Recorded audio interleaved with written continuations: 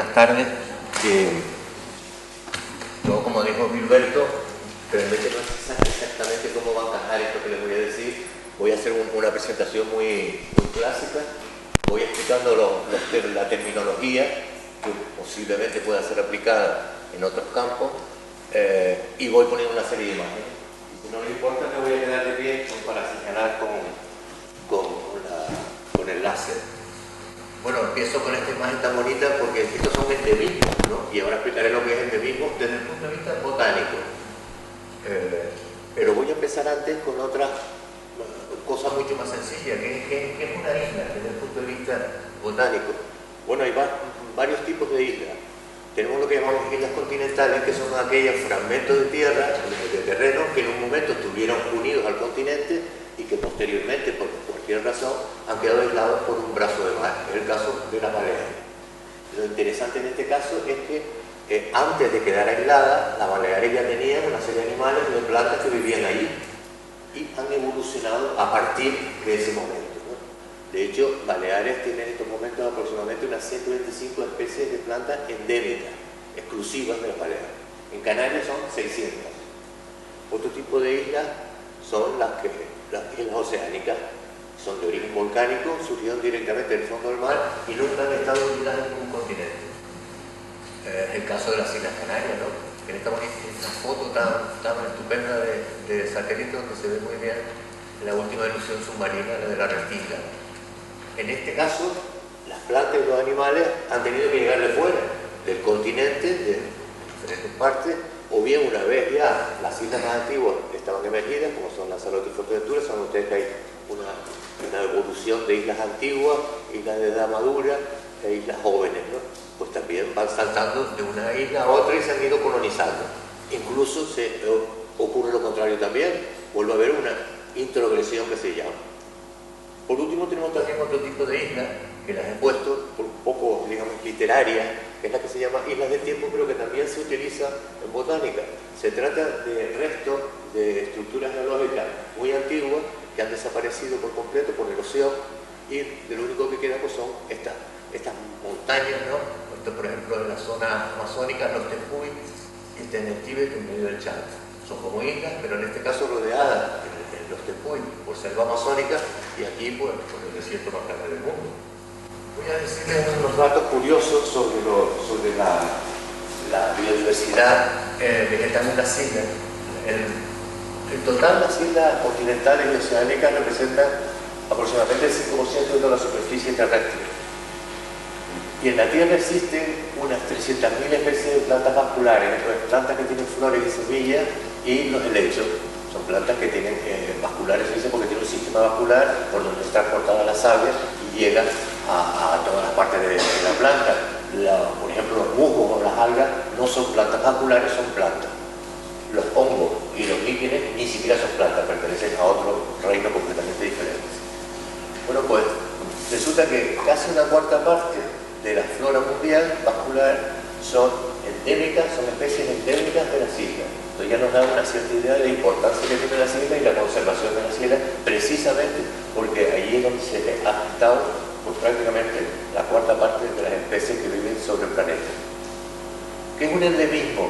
Bueno, botánicamente hablando, es una especie, una planta cuya distribución está circunscrita a un espacio concreto, a un territorio concreto, que puede ser un rico, un barranco, una isla, un archipiélago, también incluso dentro del continente. Si el espacio no es muy grande, se puede decir esta especie es endémica de Sierra Nevada, pero no es correcto decir esta especie es endémica de la región mediterránea o es endémica de África.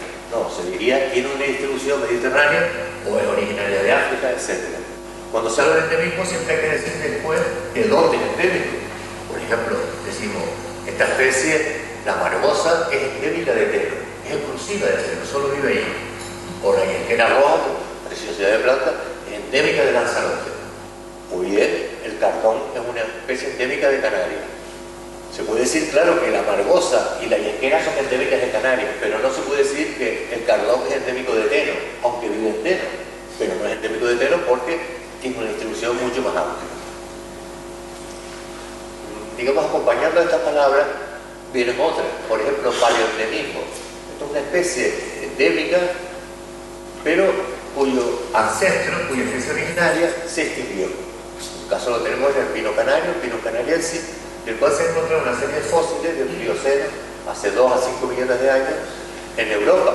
Y este, por ejemplo, un caso concreto, este es un fósil de una piña de pino canario. Tal vez esto debería haber puesto entre comillas porque realmente no era un pino canario, era un pino ancestro del pino canario, pero con un tipo de piñas que son casi exclusivamente del pino canario. Cuando se trata de no solo de una especie, sino de todo un ecosistema, se llama relictualismo. El ecosistema original se ha extinguido por completo. Es el caso típico de la laurisilva. Todos te han oído decir, la laurisilva es un bosque que se extendía durante el terciario por el centro y sur de Europa. Es verdad, es cierto, porque también se han encontrado una serie de fósiles de estiles, Mermadusanos, viñáticos, etcétera, ¿no? Que vivieron en Europa hace 20 millones de años aproximadamente y que hoy siguen viviendo en las Islas Canarias y también en Madrid. Esto se llama relictualismo. Pero acompañando también, en otro extremo nos encontramos con lo que se llama un neoendemismo. En este caso es cuando se habla de que la especie originaria todavía existe, la especie ancestral todavía existe. El caso de la acebuche, una especie endémica de Canarias, y en la península se llama también acebuche a los olivos salvajes, pero acebuche es una palabra, es la oleo ceraciforme, un endemismo de Canarias que procede del olivo, que es una especie de amplia distribución mediterránea. En botánica, autóctono o nativo tiene un significado muy particular. La especie autóctona, por lo que tomamos caso, es aquella que es propia del archipiélago canario. Pues todos los ejemplos que voy a poner son del archipiélago canario. Es propia del archipiélago canario, pero también aparece en otros lugares. Esto es, llegó de forma natural, no fue introducida por los seres humanos ni sus actividades, sino que estaba aquí antes. El caso del brezo o del drago. El brezo tiene una distribución mucho más amplia. Por ejemplo, se encuentra en la región mediterránea, también en Madeira y también en el este de África. Y el drago pues, también tiene una distribución más amplia de Canarias, ¿no? Está en Madeira, Canarias, Cabo Verde y en el Antiatlas marroquí. Ahora voy a explicar algunos términos relacionados con los procesos evolutivos en las islas. Comienzo por lo que llamamos alopatrismo. Alo, que viene del griego otro, diferente, y patrismo, que es de patria, o sea, una patria diferente. Esto es una evolución que se ha producido por un aislamiento geográfico. Se dice entonces que la especie es alopátrica o alopátrida, también se puede decir con D. Aquí Gilberto muchas veces también el propio castellano es complicadísimo, ¿no? Un caso muy típico del que se da, por ejemplo, el cardón de Jandía, que es exclusivo de esta zona de Jandía, en Fuerteventura, o del folio oficinado, como ven, son dos especies muy parecidas, pero desde luego tienen sus diferencias económicas, etcétera, que no me voy a plantear, ¿no? Que llaman los bereberes se llama ticut, en árabe tajmus, y es una planta que se extiende por toda la costa africana, incluso llega mucho más arriba, ¿no? Estas dos especies decimos que son alopátricas. Cuando la distancia entre las especies alopátricas es muy grande, entonces se habla de especies vicariantes o vicarianza. En caso lo tenemos, por ejemplo, con esta especie que ustedes conocen, la preciosidad, la canarina canariense, la bicanarera, que tenemos una especie endémica de Canarias, y la otra especie endémica que existe en todo el mundo se encuentra en las montañas precisamente de Etiopía o de Abisinia. De ahí el nombre que le pusimos antiguamente, Canarina abisinica. Son como el género tiene el nombre que viene de Canarias. Otro caso también muy curioso es de la cadena, el de los bravos que como vimos son endémicos de Madeira, Canarias, Cabo Verde y también del Antiatlas marroquí. Y otra especie que vive en la isla de Socotora, en el Cuerno de África, que es esta especie que se llama de la cadena Signavari, el drago rojo de Socotora, que lo llaman. En este caso también hay otro vocablo que se puede introducir, que es lo que se llama distribución disyunta. Se puede decir también disjunta, pero por en inglés disjunct, seguramente en español se llama disyunta. Y igual que el término curador, ¿no? Viene de curator, en inglés, ¿no? Realmente el término en español no es tan aplicable y parece tan lógico como en inglés, ¿no? Bueno, entonces vemos que especies disyuntas, especies vicariantes, especies alopátricas, todo esto es lo mismo. Por el contrario no, sino otro concepto paralelo es el de simpatrismo. En este caso es una evolución por aislamiento ecológico, como este caso muy bonito y muy clásico en La Gomera, ¿no?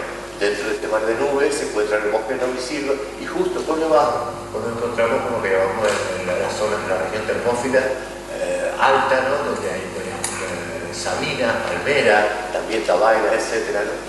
En un momento estas dos regiones se unen, ¿no? No hay un límite geográfico específico y bien concreto, sino que unas veces está más arriba y otras veces más abajo. Y esto es lo que se llama ecotono. Esta zona que entre dos ecosistemas diferentes se llama ecotono. Bueno, en un caso, creo que algunos de ustedes conocerán, es el granadillo, es una planta típica de la zona termófila, ¿no? Un hipérico, y una variante muy cercana que es la marfurada, que es el Hipericum grandifolium. Ambas especies se unen en los ecotonos, aunque por supuesto aparece mucho más la marfurada. Sus requerimientos son de humedad, umbría, etcétera, mientras que el granadillo resiste mucho mejor insolación, sequías, etcétera, ¿no? Pero en el ecotono las vemos juntas, sin embargo no se mezclan. No polinizan unas con otras, entre otras razones porque hay también unas adaptaciones ecológicas como son los meses de floración, que son, primero lo hace el Hipericum canariensis y después el Hipericum grandifolium. También hay ciertas diferencias a niveles morfológicos en las flores e incluso tienen polinizadores diferentes. Esto puede tener aplicaciones en otro contexto. Tal vez la forma más común o más conocida, o que aparentemente es la más lógica, es lo que llamamos radiación adaptativa. Se trata de una evolución, pero en este caso es rápida. Lo que les he hablado anteriormente es una evolución que lleva su tiempo, pero la radiación adaptativa es una evolución rápida, a partir de una especie colonizadora que origina nuevas especies adaptadas a diferentes ecosistemas. Y tenemos el caso de la magarza de costa, que es una especie muy fuerte, muy resistente, adaptada a la brisa marina, a la marisía, suelos pobres, derrubios, etc., ¿no? Esta es la magarza de costa, ¿no? Necesita umbría, necesita humedad, y por último, el caso extremo opuesto es la magarza del Teide, que es una planta, pues, evidentemente adaptada a unas intensas radiaciones solares, a la nevada, etc., ¿no? Vale. Las magarzas o margaritas pertenecen a un género que se llama Argyranthemum, que tiene 30 especies endémicas en Canarias. Argyranthemum, el propio género, es endémico de Madeira y de Canarias, y en Canarias hay 30 especies endémicas. Hay otros géneros los que han experimentado una radiación adaptativa, y son géneros muy conocidos, por ejemplo Aeonium, que es el de los verodes, los vejeques. No voy a ponerle los nombres, pero como se fijan, pues hay una variabilidad tremenda en las especies que se han generado de entre estas 35 especies endémicas, ¿no? Este es el de la palma, este es uno del Teide, este es de Lanzarote, este es propio de zonas de laurisilva, el pastel de risco, este es de zonas del pinar, que tiene unas rosetas muy pequeñas. En fin, hay 35 especies adaptadas prácticamente a todos los ecosistemas de Canarias. Y otro también muy conocido, otro género muy conocido, es el de los Equium, los taginastes, con 27 especies endémicas, famoso traginaste del Teide, en fin, y otros con unos portes muy diferentes unos a otros. Es interesante el hecho de que de las 600 especies endémicas que hay en Canarias, aproximadamente la cuarta parte son especies pertenecientes a géneros que han experimentado radiación adaptativa. O sea, no llega a la decena de géneros que conforman la cuarta parte o la tercera parte casi de las especies endémicas que viven en Canarias. Bueno, acompañado a todos estos procesos, tenemos lo que se llama lignificación, que es la evolución de especies con tallos herbáceos a especies con tallos leñosos. Esto es las especies continentales emparentadas con las especies endémicas de Canarias en Canarias han experimentado una evolución y las que están en el continente pues presentan este tipo de tallos mucho más débiles, herbáceos, ¿no? Como hierbas, de ahí el nombre, mientras que estas pues presentan unos tallos leñosos, arbustivos, etcétera, ¿no? Acompañando, digamos, a este mismo fenómeno de la lignificación está el gigantismo. Claro, es el paso de una evolución hacia un tamaño mayor de las especies continentales y las que están en Canarias, del mismo género estamos hablando, claro. En este caso, desde luego, el hecho de que haya un tallo leñoso, pues permite que el árbol o el arbusto crezca muchísimo más, ¿no? Es una preciosidad de planta que floreció hace poco en Gran Canaria. Es la época, un tajinaste muy bonito. Y otro fenómeno también que se produce es el de la hibridación. Es el cruce entre dos especies del mismo género, a veces incluso entre dos géneros distintos, con o sin descendencia fértil. Pongo un caso aquí propio de Gran Canaria. Aeonium undulatum es un endemismo de Gran Canaria, Aeonium arboreum es endémica de Canarias. En este caso he puesto la variedad Schwarzkopf, que es cabeza negra, ¿no? Bueno, estas dos hibridan perfectamente y dan lugar a este híbrido que se suele poner en botánica con una X, ¿no? Se pone Aeonium undulatum por arboreum, ¿no? Y como ven, pues tiene caracteres propios del undulatum, como las rosetas estas, pero el color, por ejemplo, pues más típico del arboreum. Esto en la naturaleza se produce muy frecuentemente, pero lo que es interesante es que para verlo y observarlo es mucho más fácil con especies cultivadas. Y un caso muy interesante es el que ha ocurrido en el Hierro hace poquísimo y que todavía se puede ver. Este es un Echium simplex en la Rebol, que es endémico de la macizo Anaga, solo crece salvaje en Anaga. Y el Echium hierrense, que es endémico de la isla del Hierro, como ven, son muy diferentes los dos. Sin embargo, hace un par de años se implantaron en los jardines del Mirador de la Peña, este magnífico mirador de César Manrique, en esta zona de aquí, y al poco tiempo se plantaron juntos y al poco tiempo pues ya empezaron a salir estos híbridos que ven aquí, con el porte del hierrense, pero con las inflorescencias típicas del arrebol, del simplex, ¿no? Por eso, esta especie que no se quedó aquí, de hecho, está corriendo ahora por el Mocanal, por todo el norte de muchos barranquillos del norte del Hierro, ya se ve esta especie, ¿no? Que es, digamos, casi más agresiva y va más deprisa que sus propios parentales. Esto es una de las cosas que se quejan mucho los botánicos y los ecologistas cuando se dice que se están plantando especies de una isla en la otra, ¿no?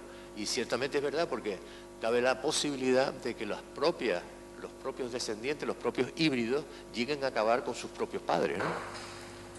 Pongo un caso curiosísimo, ¿no? También, que es el de la palmera canaria, que hibrida muy fácilmente con la palmera datilera. Ambas son especies, la palmera canaria es una especie neoendémica, y esto también suele ocurrir en los neoendemismos, el hecho de que puedan hibridar con sus ancestros, ¿no? Resulta que la palmera canaria es muy reciente, se ha calculado por genética molecular que no llega a los 200.000 años de antigüedad, o sea, se formó como especie hace relativamente poco, y desde luego procede de la palmera datilera. La palmera datilera fue introducida posiblemente ya por los aborígenes, pero bueno, en grandes cantidades ya después de la conquista, ¿no?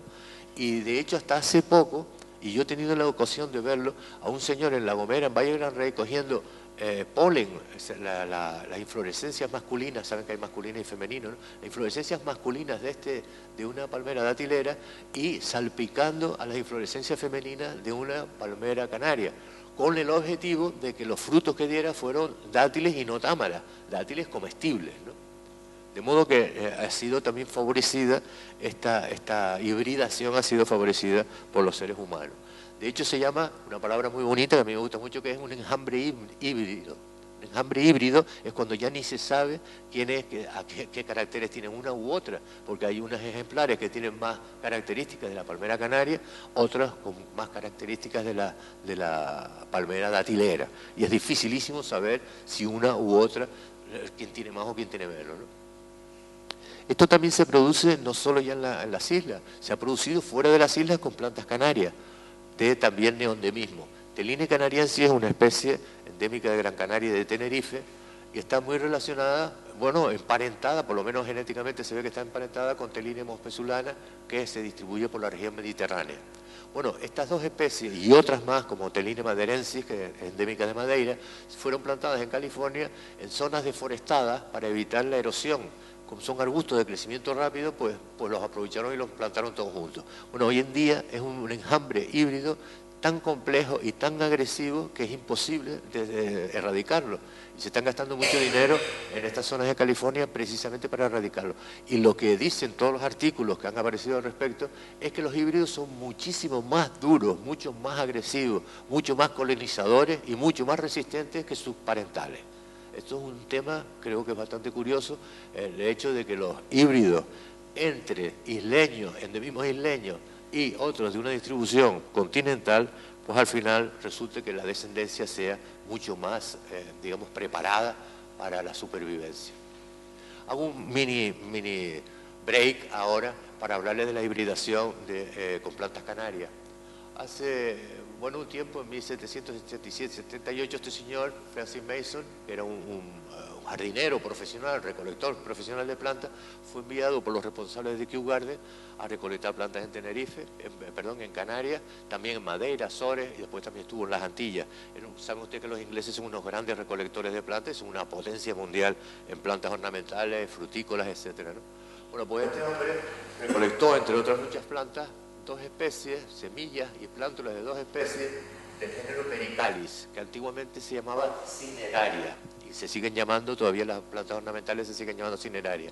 Una la cogió en las afueras del Puerto de la Cruz, que es la Pericalis cruenta, que llamamos la flor de mayo, y la otra es la palomera, que vive en los altos del Valle de Weimar. Bueno, es por todo el sur, pero él la recolectó en concreto en los altos de Weimar, que se llama Pericalis lanata. Bueno, pues ambas especies han dado lugar, gracias a hibridaciones, a toda esta cantidad de variedades distintas de cinerarias. Estos son lo que se llama cultivares. Cultivares de cineraria, puse Pericalis, realmente lo puse para que sepamos que realmente proceden del género Pericalis. Cultivares, la palabra procede de variedad cultivada. Bueno, y de hecho, pues las cinerarias ornamentales proceden de híbridos entre estas dos especies. Es interesante porque pocas veces unas plantas alcanzan siendo endémicas de un sitio tan pequeño como las Canarias y que tenga una importancia mundial. Otro caso también ocurre con la especie que hablábamos antes, con la magarza de costa, o margarita de costa, la Arginatemum frutescens, una especie muy rústica, muy fuerte, muy adaptada a distintas condiciones y además tiene una variabilidad intraespecífica, que quiere decir que efectivamente, pues, como su propio nombre indica, dentro de la propia especie hay una gran variedad.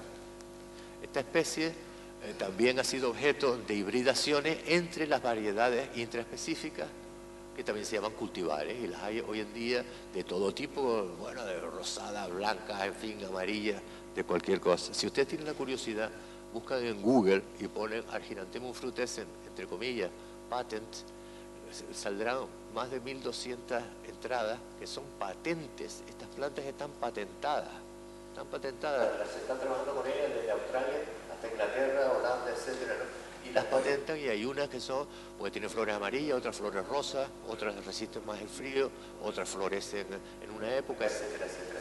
Una variedad tremenda, y todas estas están patentadas. No, Arginatemum frutescens tuvo tanta importancia que en el año 1980 fue declarada, el gobierno de Dinamarca declaró a Margaret Daisy, botánicamente conocida como Arginatemum frutescens, como la flor nacional. Esto lo hizo en honor al 40 aniversario, 40 cumpleaños de la reina Margarita de Dinamarca, que como ven allí está muy mona, con el collar, con los atributos reales, ¿no? Esta cadena de oro, la cruz y el juego magnífico de esmeraldas, ¿no? El collar, los zarcillos y la corona. Pero bueno, esto no se vayan a reír, sino 35 años después, los atributos reales continúan perfectamente, no han cambiado, pero ella sí ha cambiado, como nosotros, que realmente la edad no perdona, ¿no? Esto no, a mí me gusta mucho esta reina, pero sí, no es para reírse, ¿no? Porque si no estaríamos riendo todos y cada uno de nosotros. Ahora les pongo otros términos, pero recurro en este caso a unos dibujitos porque es mucho más fácil para entender. Se trata, aquí se representa lo que llamamos moño botella. Esto representaría dos caracteres genéticos diferentes, ¿no? Pero relacionados con una misma, dos genes, digamos, diferentes con un mismo carácter. Les pongo todo esto, un invento que me hice para entenderlo un poco. Podría ser, por ejemplo, el color de los pétalos, ¿no? Que también, hay, como saben, si hay una variabilidad intraespecífica, pues puede ser de distintos colores. Damos por sentado que en la población original hay una uniformidad en el reparto de estos genes, pero sin embargo cuando se coloniza una isla es posible que no sea una muestra representativa de toda la población, sino una cosa aleatoria, que a lo mejor lo que provoca precisamente que los que lleguen haya más abundancia de los que porten unos genes determinados que otros, ¿no? Esto es lo que se llama el efecto fundador, porque claro, los primeros que llegan son los que fundan, digamos, la nueva colonia en esa nueva isla, ¿no? Y claro, pues empiezan a dividirse, a multiplicarse, y claro, van pasando las generaciones, y a medida que pasan las generaciones se va aumentando el número de individuos que portan unos genes determinados, mientras que el del otro va disminuyendo, y de tal forma que el equilibrio que tiene la población original aquí ha variado completamente. Esto es lo que se llama deriva genética. La deriva genética implica, evidentemente, una pérdida de la variabilidad genética. ¿Por qué? Porque, claro, si la población que está en la isla, por resulta que primordialmente tiene unos genes determinados, los otros los va abandonando. Esto es difícil de verlo, digamos, físicamente en una población de plantas isleñas, pero sí es cierto que a niveles moleculares y a niveles incluso de los cromosomas se puede ver. Me voy a explicarlo de una forma que sea simple, ¿no? Saben ustedes, esto es un genoma, el genoma humano.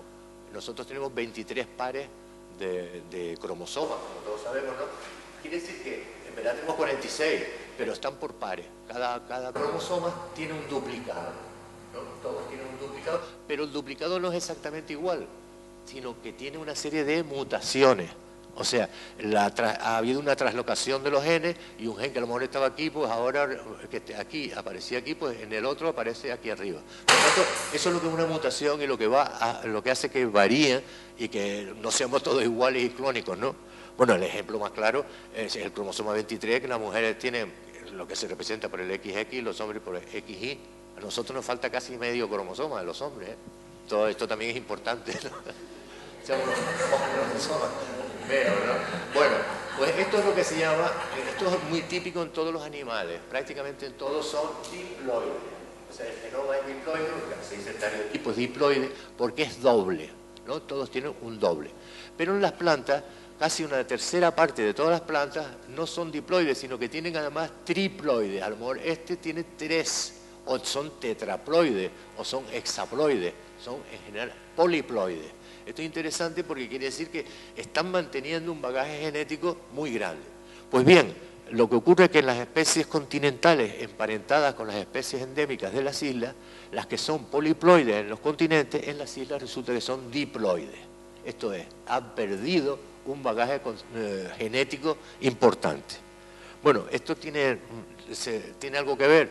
Evidentemente no, porque los seres humanos estamos aquí, somos los que dominamos el mundo, desgraciadamente, y somos diploides, ¿no? Pero bueno, ya termino, perdón,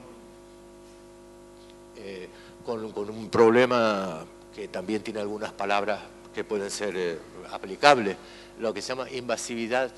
En español esta palabra no se emplea mucho, en botánica sí. Yo creo que viene del inglés invasiveness, ¿no? O especies invasoras, ¿no? Como todos sabemos, es un peligro, ¿no? Si además decimos que hay pobreza genética, para colmo, llegan unos tíos preparadísimos, como son las tuneras, ¿no? Una introducción muy antigua, ya se sabe que a mediados del siglo XVI había muchas tuneras. Claro, se introdujeron por varias razones, por los frutos, para la cría de la cochinilla, como sabe, y otras de reciente introducción, como el rabo de gato, que está haciendo unos estragos tremendos, como todos ustedes saben, ¿no?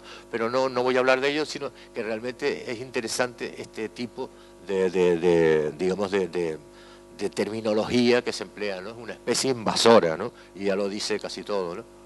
Bueno, pero como no nos vamos a quedar atrás, nosotros tenemos muchas plantas canarias que se han ido por el mundo, y sobre todo fueron sacadas como plantas ornamentales, pero también como plantas forestales, el pino canario, por ejemplo, o como plantas forrajeras, el tagasaste de La Palma, se cultiva hoy en día por todos lados del mundo. Y esta, la palmera canaria, empezó a cultivarse y a extenderse de gran manera a finales del siglo XIX. Bueno, y en California también está ahí, el que haya estado por allá lo sabe perfectamente, está llenísimo de palmeras, también Florida, etcétera, está mucha palmera canaria. Australia, Nueva Zelanda está llena de palmeras canarias. Pero bien, o incluso en Quito, Ecuador, que vive a más de 3.000 metros de altitud, es como si viviera a la mitad de altura del Teide, ¿no? O en Papiti, en Tahití también hay palmeras canarias, o sea, está por todos lados del mundo. Pero esta palmera se ha convertido en una especie invasora en muchísimos lugares. Entonces, por ejemplo, aquí en Malibú, aquí no, allá en la playa de Malibu Beach, en Los Ángeles, está creciendo, como ven ustedes, en un paredón de arenisca, ¿no? Y totalmente salvaje. Procede sin duda de plantas cultivadas, de semillas cultivadas, semillas de una planta cultivada que ha caído allí y está creciendo perfectamente, ¿no? Esto es en Nueva Zelanda, una planta que cuando ya aparece, ya no hay nada que hacer, por eso se llama sleeping wheat, que podríamos llamarla mala hierba durmiente. Sleeping wheat está considerada en Nueva Zelanda y en Estados Unidos como una de las plantas más agresivas y aparece en todos los catálogos de plantas invasoras. También en Argentina, en Bermudas, en fin, hasta incluso en Tasmania, en la cara de cabreo que tiene este señor, es tremenda. Está saliendo por todos lados, hay palmeras en sus prados tan bonitos, ¿no? Y pasa el tiempo y sigue el hombre enfadado porque aquí le está saliendo también otra planta. No hay forma de dominarla, ¿no? Entonces esto es sleeping wheat en Tasmania, imagínense ustedes, ¿no? Bueno, hay otras muchas plantas canarias consideradas agresivas y que se han escapado de cultivo, y les pongo dos casos en concreto para no cansarlos ya. El Amanion haworthii es un endemismo del Teno y está en Estados Unidos, Nueva Zelanda y en otros sitios considerado un verode agresivo y que se mete en todos lados compitiendo con la flora nativa de cualquier lugar. Y otra incluso que es más rara todavía es el Limonium perezi, que es una especie endémica de Masca. Los últimos datos que he visto es que se cree que no existen, no llegan ni a 200 ejemplares silvestres en Masca, ¿no? En el barranco de Masca, y se puede leer, por ejemplo, en una descripción de esta planta, se dice, es una planta en inminente peligro de extinción, de hecho está en inminente peligro de extinción aquí en Canarias, que vive adaptada en grietas y fisuras umbrófilas, donde recibe suficiente humedad y sombra en los grandes acantilados basálticos. Pues fíjense ustedes, esto no tiene nada que ver, esto es una planta que salió de allí y está viviendo sobre la arena, en Laguna Beach, en Los Ángeles también, se reproduce de una forma bestial y está todo el día al sol. En esta zona de California prácticamente todos los días están soleados, ¿no? De modo que esta descripción ecológica de la planta realmente no es cierta. A mí me recuerda un poco como esta gente que vivía en sitios remotos de La Palma o Gran Canaria o La Gomera o de Tenerife, que se fue a América, a Puerto Rico o a Venezuela o a Cuba y después vino millonaria, ¿no? O sea, demostró, cuando salió de aquí, demostró el potencial que tenían estas plantas, ¿no? Últimamente llevo un par de años moviéndome en este tema y contactando con gente que trabaja en la flora introducida en distintos países y realmente es asombroso, ¿no? Esto se me ha puesto estas son unas 15 especies, hay como unas 20 especies, ¿no? Que son localmente invasoras, ¿no? Localmente me refiero que, por ejemplo, esta que vimos antes, la Argyranthemum frutense, la margarita de costa, bueno, no es que en todo Estados Unidos sea una mala hierba, pero sí en algunos estados, ¿no? Y en Australia tampoco, ¿no? En fin, pero más o menos esto es la idea que yo quería transmitirle. Bueno, en fin, con esto termino. De los